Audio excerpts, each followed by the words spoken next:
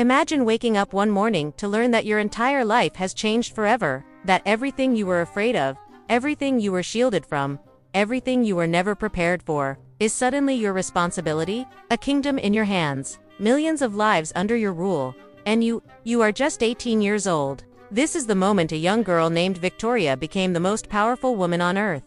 Queen Victoria's story begins long before the crown touched her head.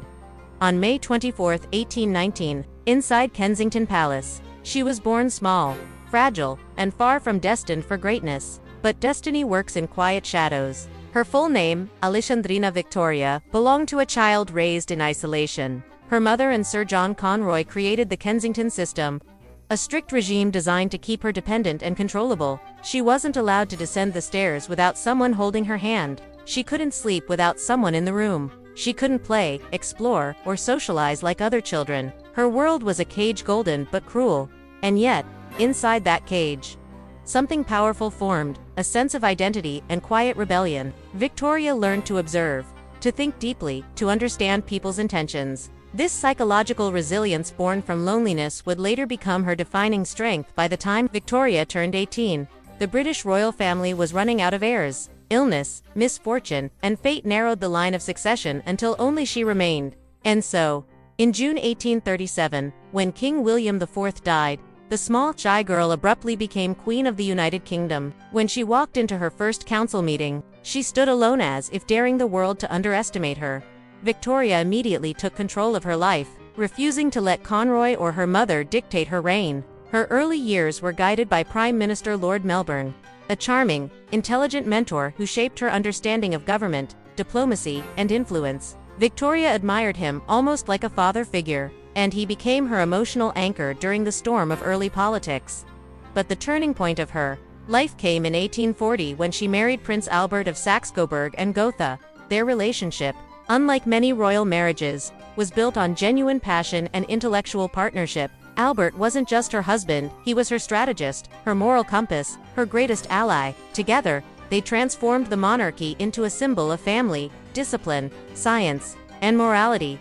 Under Victoria, Britain entered a golden era of change. Railways connected cities, telegraphs connected continents, and factories reshaped society. The Industrial Revolution surged forward, and the British Empire expanded across the globe. But alongside progress came shadows. Dangerous working conditions, rigid class hierarchies, child labor, and the harsh realities of imperial rule. Victoria wasn't blind to these issues. She used her status to support reforms, encourage charitable work, and push for better living conditions. Yet no achievement or challenge compared to the heartbreak she faced in 1861. Prince Albert died suddenly at 42.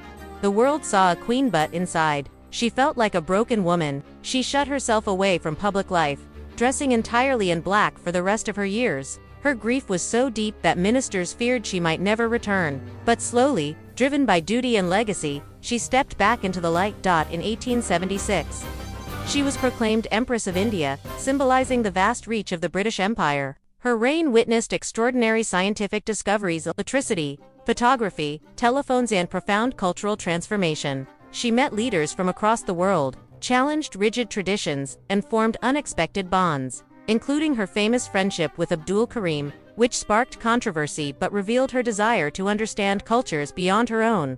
Queen Victoria ruled for 63 years, shaping not just Britain, but the modern world. When she died in 1901, the Victorian era, an era of innovation, empire, morality, contradiction, and reinvention came to an end. Her life was a tapestry of struggle, strength, love, loss, power, and humanity.